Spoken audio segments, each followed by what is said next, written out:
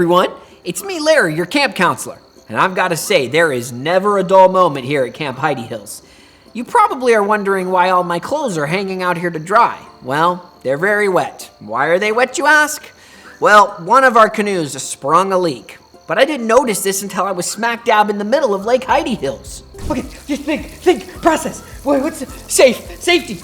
Don't worry, though. I remained totally calm. Somebody help me! I'm sinking in the lake. Fortunately, I am an excellent swimmer. I teach one of the electives every summer. Mom! I need my mommy.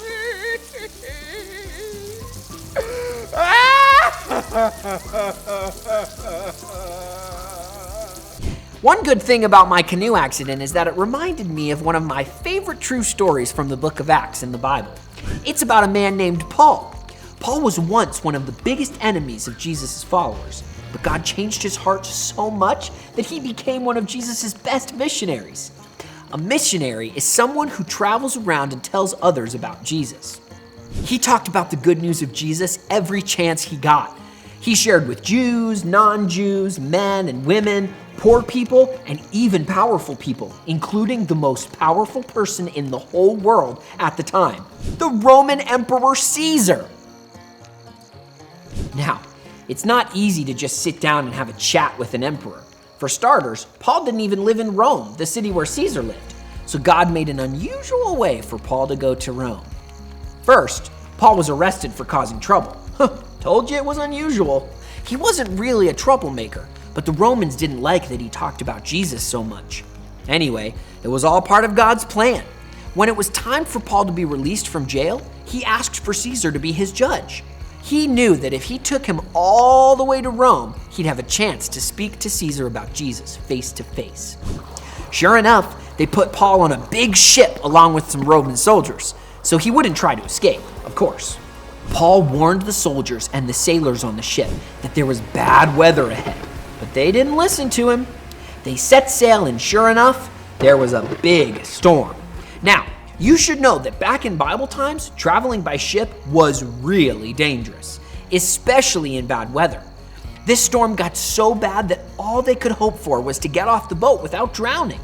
That's when Paul stood up and told them to have courage. He told them about how an angel had appeared to him and told him not to be afraid because God would let them all live.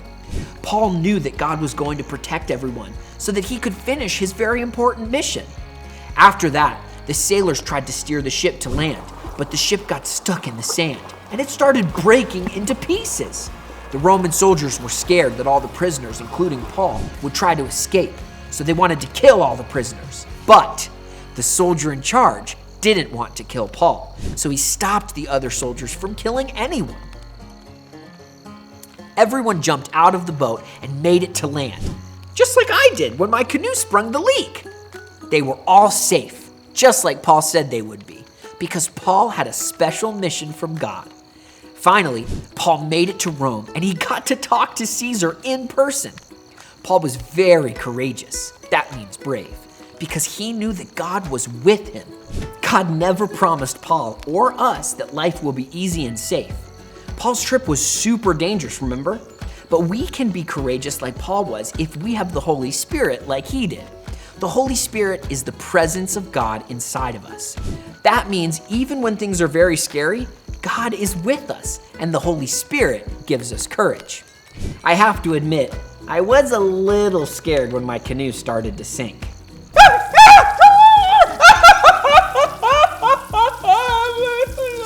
Then I remembered I wasn't alone.